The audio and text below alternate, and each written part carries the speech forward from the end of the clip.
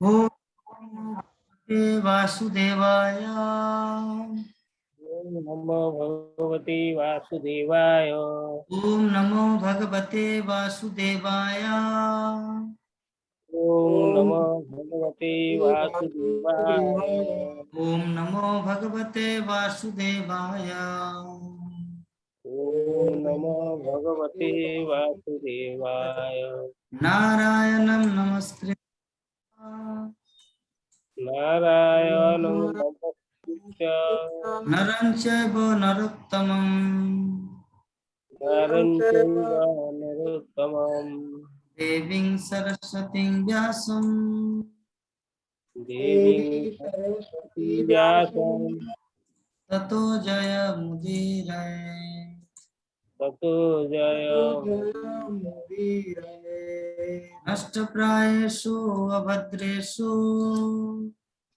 जयमुदीरयेषु अभद्रेषु नित्यं भागवत सेवया नित्यं भागवत सेवया भगवती उत्तम श्लोके भागवती उत्तमश्लोके भक्तिर्भवति नष्टिके।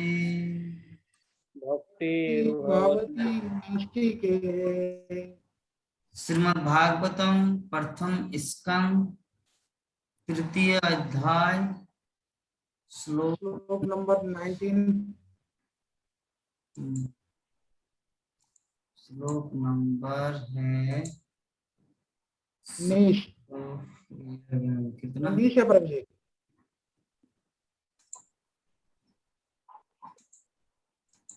श्लोक नंबर 19। पंचदशं वामनकं पंचदशम वामनम कम वृत्तागाधरं बले इत्यादा आगत पदत्रयं याचमाना पदत्रयं पदत्रयम् याचमानो याचमाना प्रत्यादित्सु स्त्रिपष्टपम् पत्रादिषु प्रत्यादिषु त्रिपष्टकम् पंचदशं वामनकं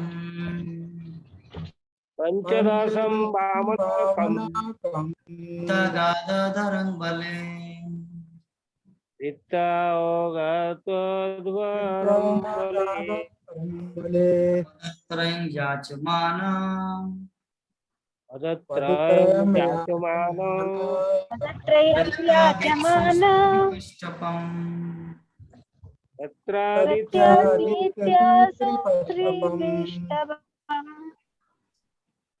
पढ़िए। पंचदशं वामनकम् पंचदश भावनकम् कृत्यागातोद्वरं बले कृत्वा गाधाध्वरम् बले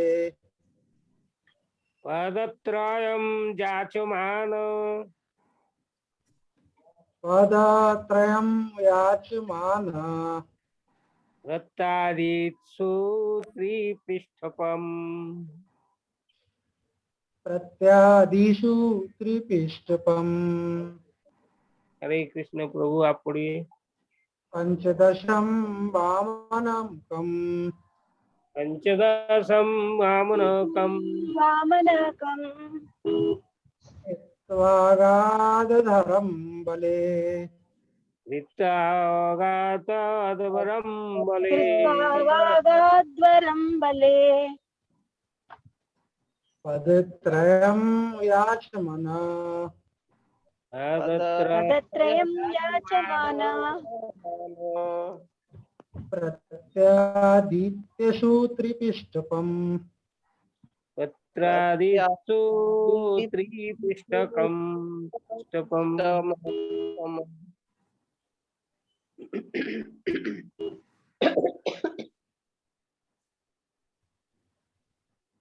पंचदशं वामनकम् पंचदशं वामनकम् गादधवरं बले धृत्यागाधवरं बले पदत्रयं याचमानो पदत्रयं त्रयं याचमानो याचमानः प्रत्यादिषु त्रियपिष्टं पम इत्यादिषु दिशु त्रिपिष्टपम्। हरे कृष्ण।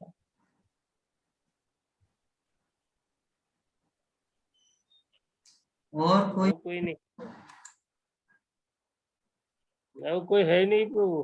गोपाल प्रभु जी, सूरधुनी माता जी,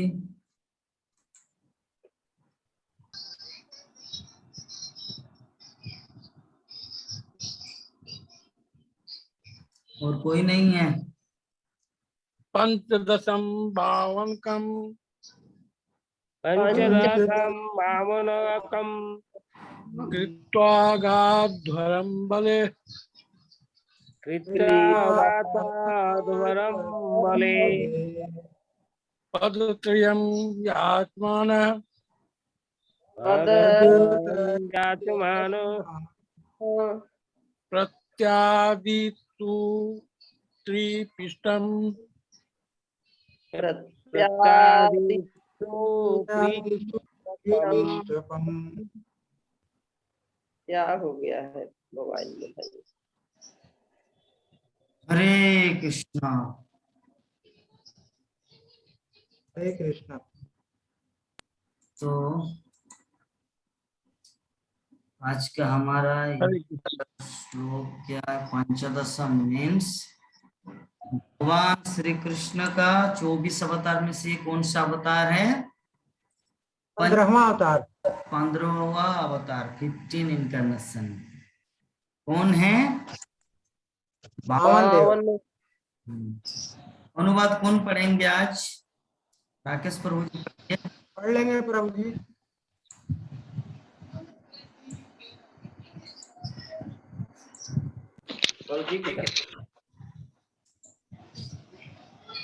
पढ़िए अनुवाद तात्पर्य। 15वें अवतार में भगवान ने बौने ब्राह्मण यानी कि 52 का रूप धारण किया और वे महाराज बलि द्वारा आयोजित यज्ञ में पधारे। यद्यपि वे हृदय से तीनों लोगों का राज्य प्राप्त करना चाह रहे थे, किंतु उन्होंने केवल 3 पग भूमि दान में मांगी। तात्पर्य, सर्वशक्तिमान भगवान किसी को भी थोड़ा थोड़ा देकर पूरे ब्रह्मांड विश्व का राज्य प्रदान कर सकते हैं और इसी प्रकार से एक छोटा सा भूखंड मांगने के बहाने ब्रह्मांड का राज्य वापस भी ले सकते हैं। तो हम लोग प्रथम से श्रवण करके आ रहे हैं।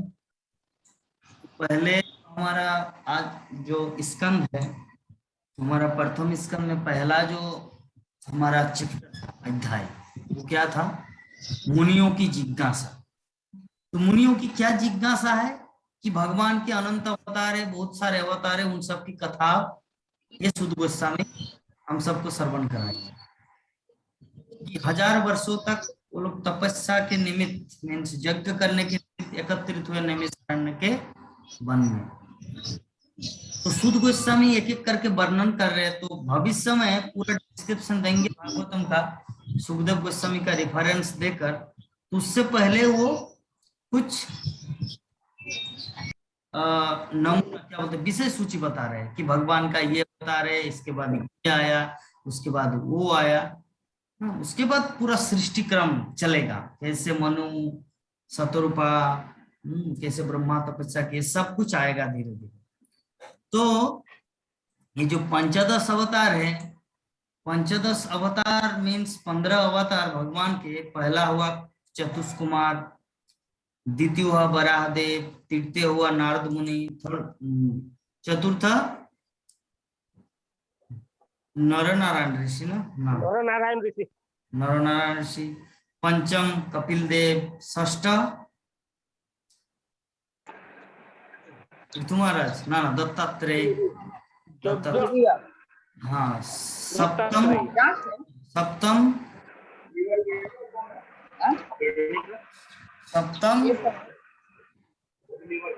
यज्ञ, अष्टम ऋषभ देव और नवम सिद्धू महाराज। हाँ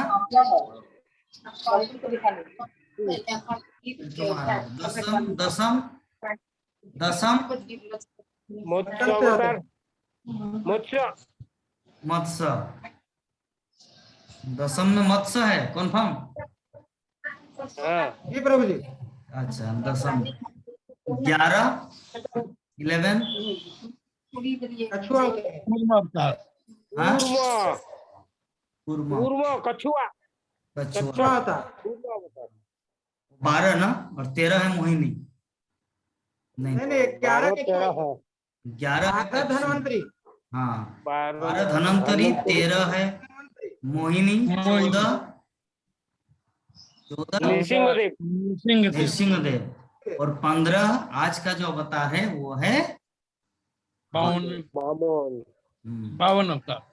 तो भक्तों को देख के मुझे बहुत ही अच्छा लग रहा है कि सभी भगवान की लीलाओं को अगर किसी कंपटीशन में हमारे स्टूडेंट अगर कहीं पर जाए तो खरे उतर जाए सच में कि भगवान तो इस पृथ्वी लोक में क्या क्या लीलाएं की। अगर कोई पूछे अच्छा बताए तो भगवान कितने अवतार है, भागवतम में कितने अवतार है, तुरंत बोल देंगे 24। किसके बाद क्या हुआ, किस अवतार का क्या क्या घटना है, बोलिए बराहदेव क्यों आए, बराहदेव आया। बोलिए प्रभु जी, राकेश प्रभु बराहदेव क्यों आए थे? बराहदेव धरती को ऊपर उठाए थे। हाँ मत्स्य अवतार क्यों हुआ धरती था? को ऊपर उठा। हाँ समझ गए। मत्स्य अवतार विश्वनाथ प्रभु क्यों हुआ था? मत्स्य अवतार में तो हमारा ये जब सारा ब्रह्मांड जलमग्न हो गया था तब पृथ्वी का वो मोनू वैवर्षक मोनू को बचाने के लिए नाव में उसने वो मत्स्य अवतार रूप में वो समग्र पृथ्वी का बीज औषधि सब कुछ बचाने के लिए उसको नाव में बचाया था, यही उसका मत्स्य अवतार। अच्छा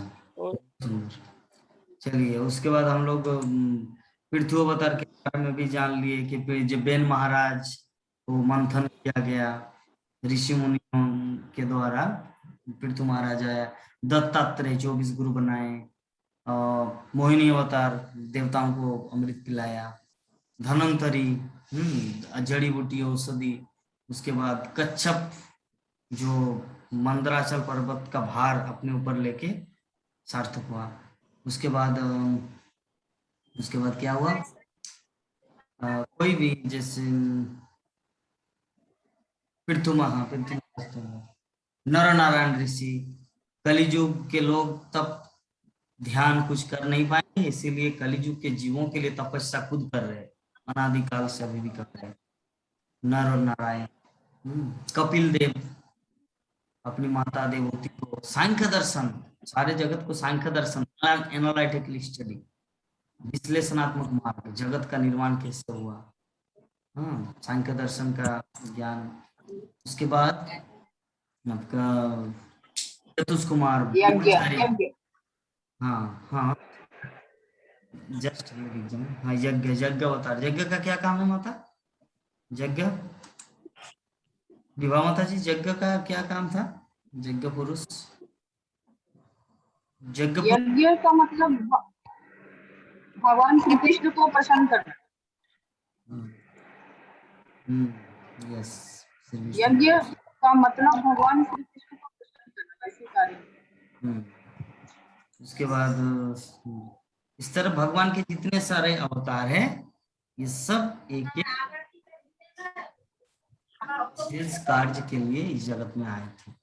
तो आज का जो ये वामन देव क्यों आए, क्या काम था वामन देव का इस जगत से?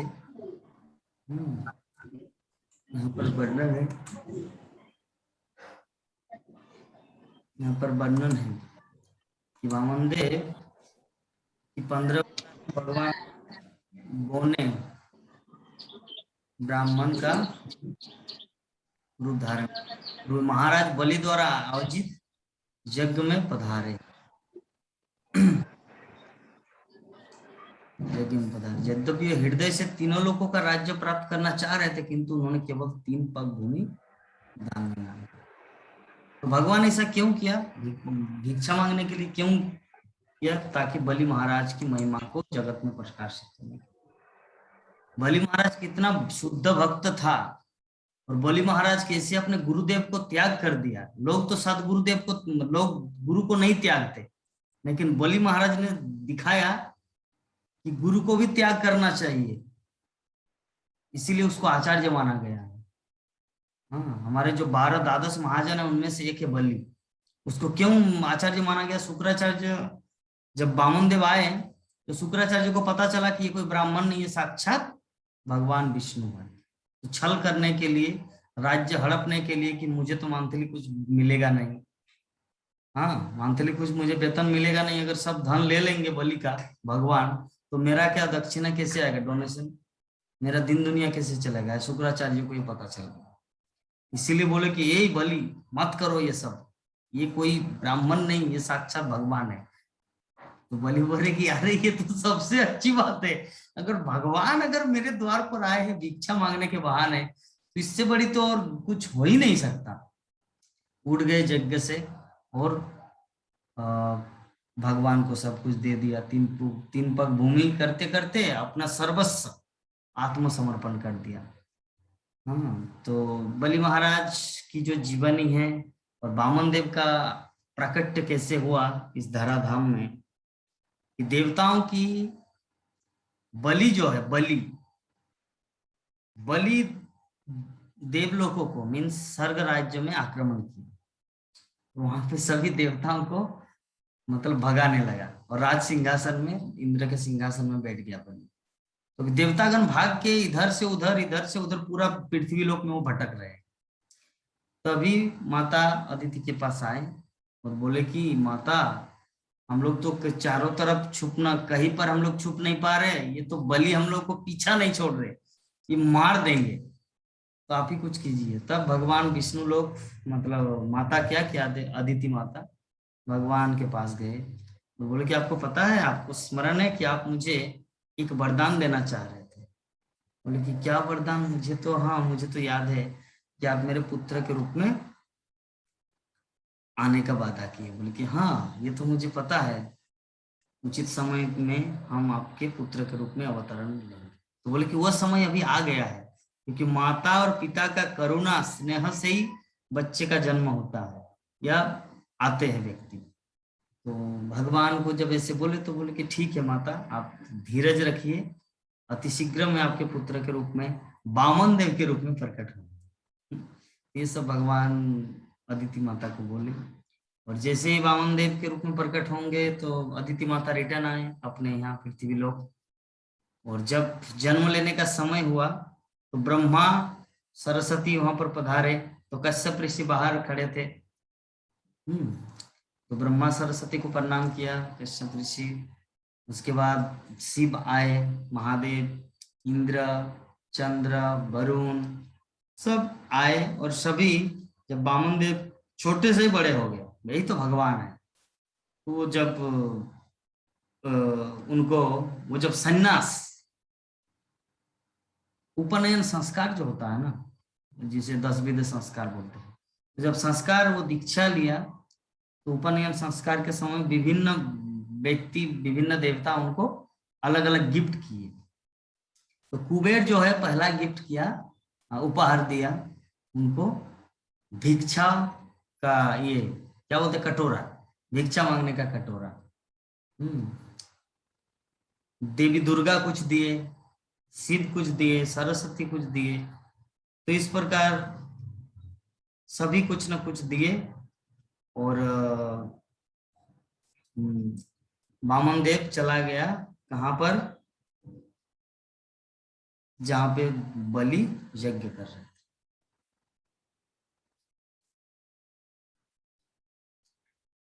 एक सेकंड। हरे कृष्ण कृष्ण कृष्ण हरे हरे, हरे राम राम राम हरे हरे, कृष्ण कृष्ण कृष्ण कृष्ण हरे हरे, हरे राम राम राम हरे हरे, हरे कृष्ण कृष्ण इस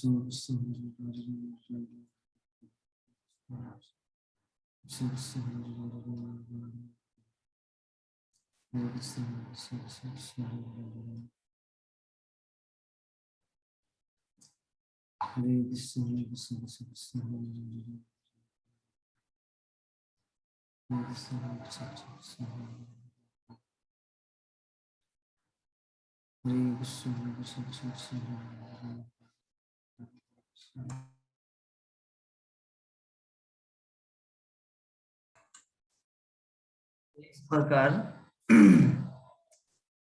वामन देव प्रकट हुआ। प्रकट होने के बाद अपना सर्वशक्तिमान भगवान किसी को भी थोड़ा थोड़ा देकर पूरे ब्रह्मांड विश्व का राज्य प्रदान कर सकते हैं।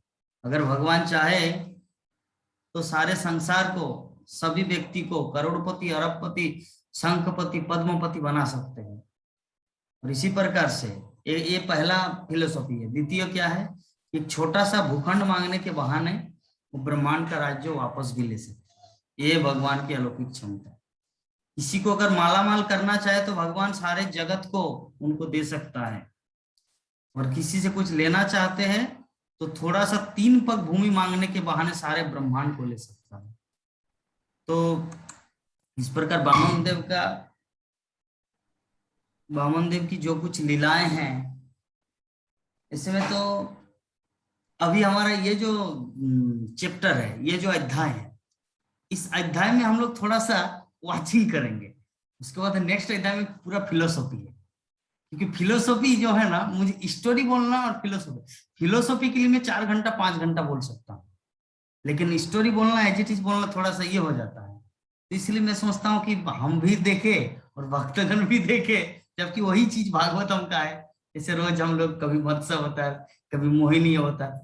क्या राकेश प्रभु जी, कुछ आपको अच्छा लगता है प्रभु जी जब मैं ये करता हूँ, स्क्रीन शेयर करता हूँ, कभी मत्स्य अवतार का, कभी मोहिनी अवतार का, अच्छा लगता है ना प्रभु जी? भगवान को देखना, भगवान की लीला को देखना किसको खराब लगेगा प्रभु जी? हाँ वही। नहीं तो कोई अगर मान लीजिए मन में सोच सके प्रभु जी ये सब क्या दिखा रहे हैं, ये तो हम लोग भी यूट्यूब में सर्च करके देख सकते हैं। मान लीजिए कोई अगर ऐसा सोचे तो मैं नहीं करूंगा। देख सकते हैं प्रभु जी, देख सकते हैं, देख नहीं ना रहे प्रभु जी, देख सकते हैं ना, देख नहीं ना रहे। देखने को मतलब तो आपके माध्यम से मिल रहा है ना प्रभु जी।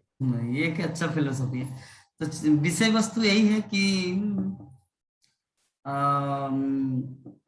ये एक साथ मिलकर देखने से क्या होता है ना, भगवान प्रसन्न होते हैं।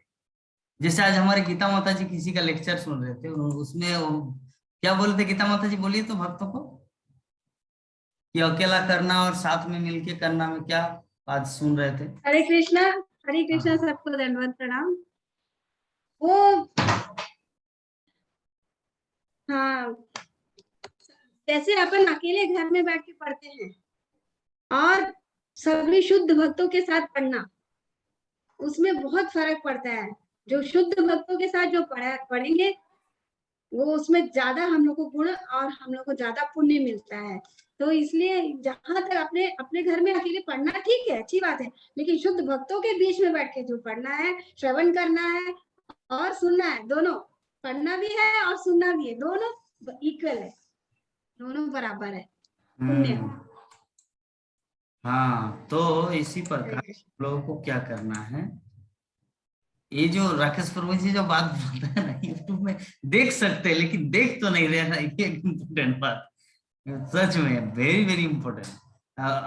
विश्वनाथ प्रभु आपका क्या करना है इस विषय में, राकेश प्रभु जी की बात में?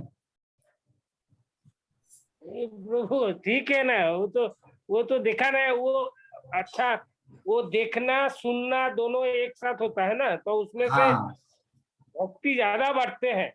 हाँ, मतलब याद भी, मतलब शरण जो है एक हमारा, वो जो एक भक्ति का एक ये है ना, वो शरण भी होगा तब जहाँ ऐसा ऐसा कहानी, ऐसा ऐसा हुआ था, तो वो याद आएंगे लोगों का। तो ये देखना अच्छा है, दिखाना भी अच्छा है, इसमें दिखाना बहुत अच्छा है, अच्छा नहीं बहुत अच्छा है, स्मरण में रहता है, स्मरण में रहता है, क्योंकि प्रैक्टिकल साथ में हो रहा है। थियोरेटिकल के साथ वो प्रैक्टिकल है। हाँ, तो चलिए हम लोग वामन देव का देखेंगे थोड़ा सा। वामन देव कैसे प्रकट हुए, कैसे क्या, पूरा ध्यान लगा के हम लोग देखेंगे। हमारे विभा माता जी भी कुछ बोलेंगे क्या? माता जी, आपको कैसा लगता है जब कुछ स्क्रीन प्ले करते हैं, कभी मोहिनी अवतार, कभी ये अवतार, वो अवतार, फाइटिंग करते हैं हिरण्यकशिपु को, कल प्रहलाद महाराज का, अच्छा लगता है ना देखने में? जी जी वही। अच्छा है।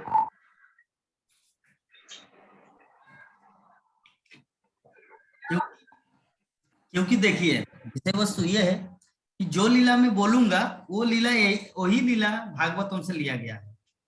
जो जो सीरियल बनाया ना B.R. चोपड़ा ने, विष्णु पुराण, उसमें पहला जो कास्टिंग का जो पहला व्यक्तित्व है ना, उसमें लिखा हुआ रखेंगे हिज डिवाइन ग्रेस ऐसी भक्ति प्रभुपाद। आप लोगों को दिखा रहे हैं, उसमें पहला जो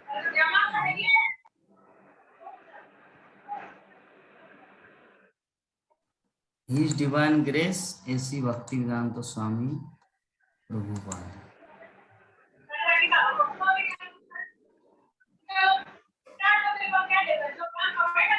कहाँ से आवाज आ रहा है बाबा? आवाज हो अच्छा, विवाह माता जी का। चलिए तो हम लोग, मेरा डाटा खत्म हो गया। हो मन खुश हो गया देख। और एक प्रोग्राम बाकी है हमारा, वो प्रोग्राम को खत्म करने के बाद ही जो कुछ करना है। माता जी, पहला शब्द क्या है?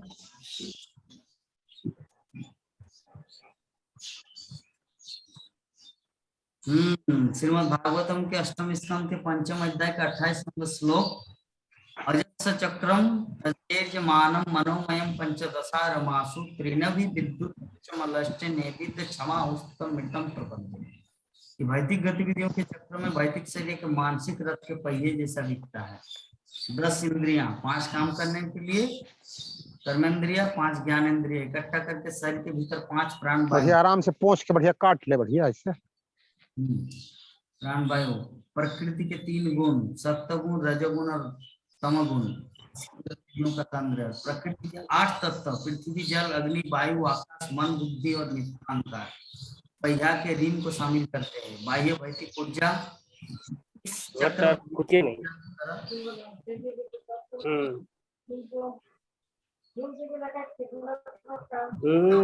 डाटा से दिखाओ, तुम्हारा डाटा नहीं देख लो, कुछ देख लो। प्रभु विश्वनाथ प्रभु जी, आवाज मत लगे। फिर मट्टे तो हो गया, मट्टे एक बार अच्छी गल ना हमने लिखा योर 100% डाटा एग्जैक्ट है।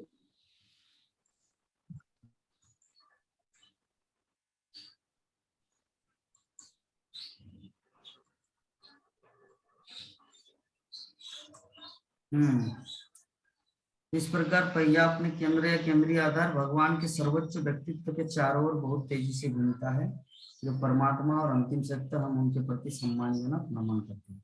तो पंचदशा जो शब्द आया पहला, कि पंचदशा क्या? 10 इंद्रियां हैं, 5 कर्मेंद्रिय, 5 ज्ञानेंद्रिय, आपका 5 प्राण वायु, 15 फिर प्रकृति के 3 गुण सत्वगुण, रजोगुण, तमोगुण और 8 तत्व पृथ्वी, जल, अग्नि, वायु और आकाश, मिथ्या बुद्धि, मन, बुद्धि, अहंकार।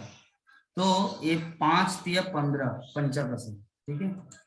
बाद में डिस्कस करेंगे, अभी हमारे पास समय नहीं, 10 मिनट टाइम है। वामन शब्द आया दक्ष यज्ञ ध्वंस में। माता जी पढ़िए स्पीड करके। हरे कृष्ण। 8वां नंबर स्कंद अष्टम नहीं है, श्री दक्ष यज्ञ ध्वंस। हरे कृष्णा। श्रीमद् भागवत के 4था स्कंद 5वां अध्याय श्लोक नंबर 13। तात तावत्स रुद्रानुचरै महामखोनानदैर्मामन कैरुदायुधै पिङ्गै पिशङ्गै मकरोदराननै पर्याद्रव धीर विधुरान वरुध्यत। हरे कृष्णा। अनुवाद। मेरे प्रिय विदुर, भगवान शिव के सभी अनुयायियों ने यज्ञ के अखाड़े को घेर लिया। वे छोटे कद के थे और विभिन्न प्रकार के हथियारों से लैस थे। उनके शरीर शार्क काले और पीले रंग के प्रतीत होते थे। वे यज्ञ के अखाड़े के चारों ओर दौड़ पड़े और इस तरह अशांति पैदा करने लगे। हरे कृष्ण। ये कहाँ का श्लोक है पता है? जब सती ने देह त्याग किया, अग्नि में प्रवेश किया, उस समय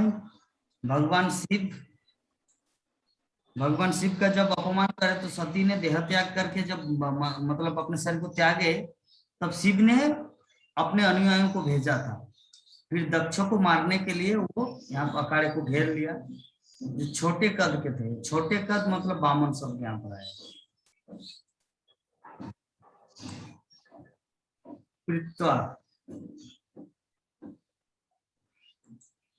पढ़िए, स्पीड पढ़िए, क्या कर रहे हैं आप? हरे कृष्ण। भगवद गीता के 2.3 है। सुख दुखे समे कृत्वा लाभालाभो जया जये ततो युद्धाय पूज्यस्व नैव पापमवाप्स्यसि। हरे कृष्णा। अनुवाद। सुख दुख हानि लाभ विजय पराजय का विचार किए बिना क्या आप युद्ध के लिए युद्ध करो। ऐसा करने से आपको कभी पाप नहीं लगेगा। हरे कृष्ण। तो अर्जुन को समझा रहे भगवान श्री कृष्ण कि सुख दुख का चिंता न करके लाभ अलाभ, या आपको लाभ मिलेगा या हानि होगा, जय होगा या पराजय होगा, ये सब विचार न करके आप युद्ध करो, है ना। ऐसे करने से पाप नहीं लगेगा। अगाध। अगाध।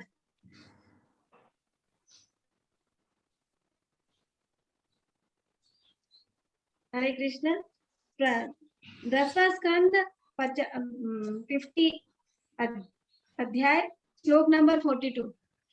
अक्षिणवस्तद्बलं सर्वं कृष्णाय कृष्ण तेजसा हतेषु स्वेवनीकेषु व्यक्त्वागाधरिभिर्नुका। हरे कृष्ण। अनुवाद। भगवान कृष्ण की शक्ति से जरासंध की सभी सेनाओं का सफाया कर दिया, और जब उसके सभी सैनिक मारे गए थे तो राजा अपने दुश्मनों द्वारा मुक्त किया गया था, फिर से चला गया। हरे कृष्ण। क्या भगवान के जरासंध बार बार आक्रमण करते थे मथुरा, तो भगवान बार बार उनको भेज देते थे, सबको मार देते थे और जरासंध को जस्ट वो 60 को उतार देते थे, धोती को खोल के जब भेजो, तो ऐसे करके बार बार करते थे। अधर्म। पढ़िए।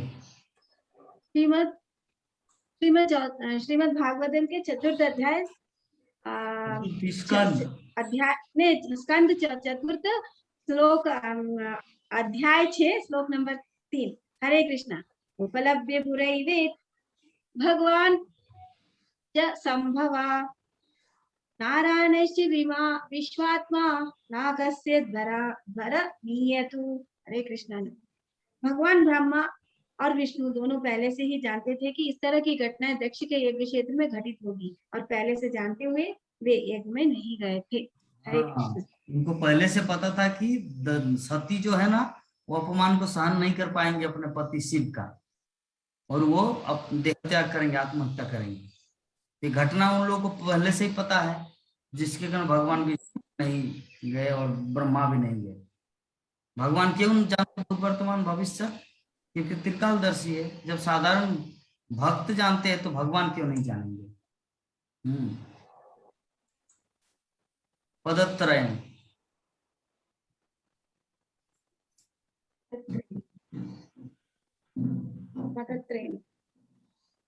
हरे कृष्ण। श्रीमद् भागवत के 8म स्कंद के 15वां अध्याय श्लोक नंबर 1 और 2। बले पदत्रयम् भूमे तस्माद्विरीययाचत् भूतेश्वर कृपण बलदार्थो अपि बबन्ध तमा एतद्वेदितुमिच्छामो महात् कौतूहलं हीना यच्छेश्वरस्य पूर्णस्य बंधनं चाप्य नागसा। हरे कृष्ण। अनुवाद। महाराज परीक्षित ने पूछा, भगवान के सर्वोच्च व्यक्तित्व हर चीज के मालिक हैं। उन्होंने एक गरीब आदमी की तरह बलि महाराज से 3 पग जमीन क्यों मांगी? और जब उन्हें उपहार मिला जिसके लिए उन्होंने भीख मांगी थी, फिर भी उन्होंने बलि महाराज को गिरफ्तार क्यों किया? मैं इन अंतर विरोधों के रहस्य को जानने के लिए बहुत उत्सुक हूँ। हरे कृष्ण। हम लोग भी उत्सुक है जानने के लिए। जब अष्टम स्कंद जाएंगे तब सुनेंगे पदत्रयम् याचमानः।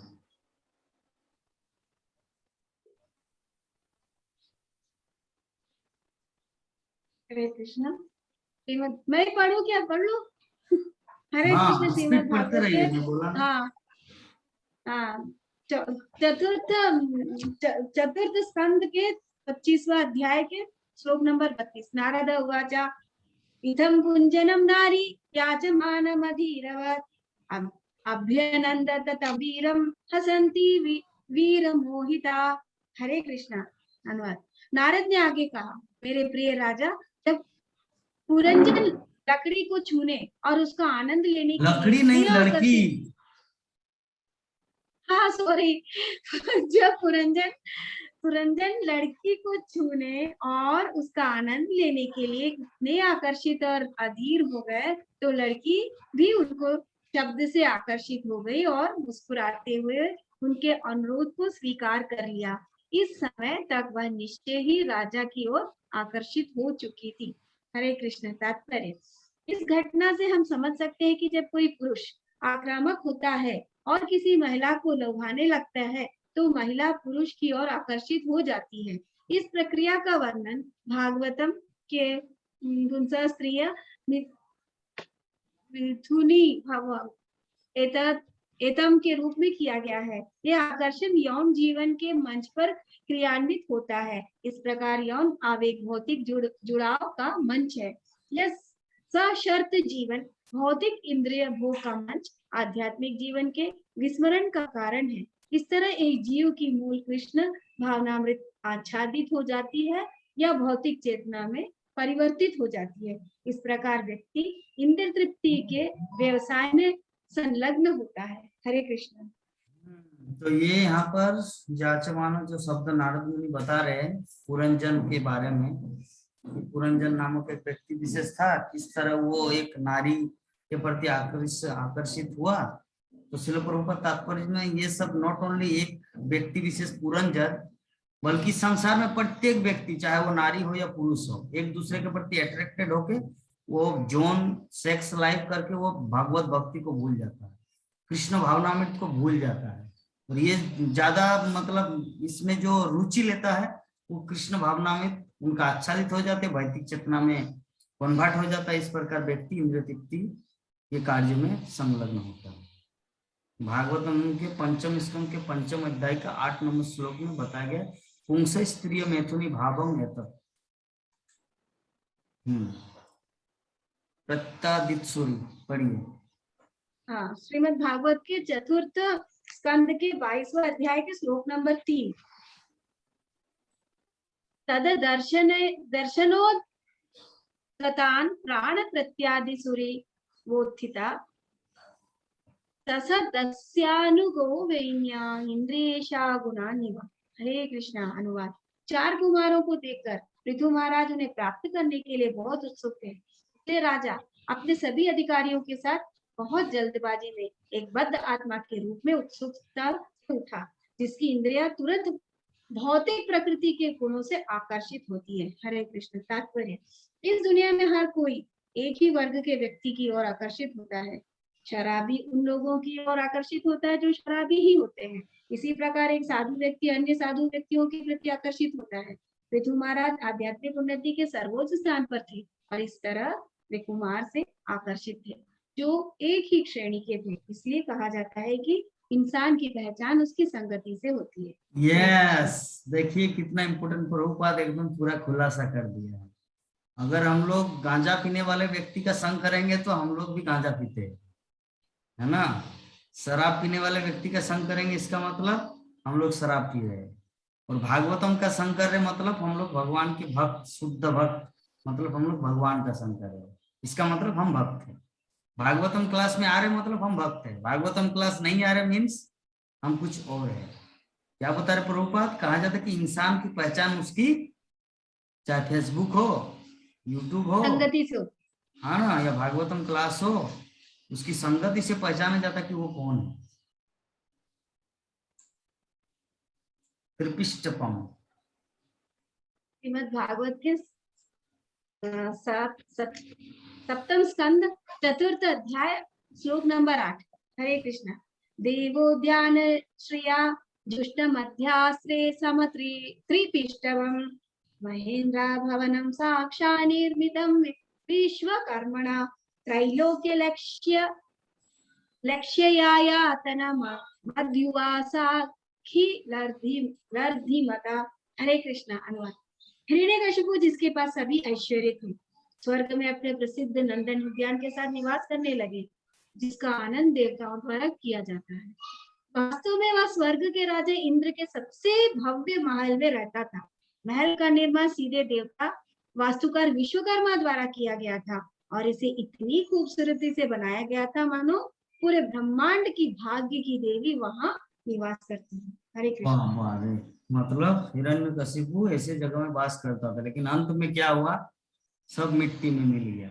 इसी प्रकार इससे हम लोग को क्या शिक्षा लेना है कि अगर हम लोग भक्त बनेंगे तो अनादिकाल अनंत काल हम लोग भगवान के धाम में, जो निवास कर पूरे ब्रह्मांड की भाग्य देवी लक्ष्मी सहस्त्र कोटि संभ्रम सेव्यमानम, वैसी जगह में वास करेंगे। और हिरण्यकशिपु होंगे, मिलने के बाद भी वो हाथ से निकल जाएगा। हाँ, और अगर भक्त बनेंगे तो ऑटोमेटिक मिल जाएगा। जय जगत गुरु श्री प्रभुपाद की।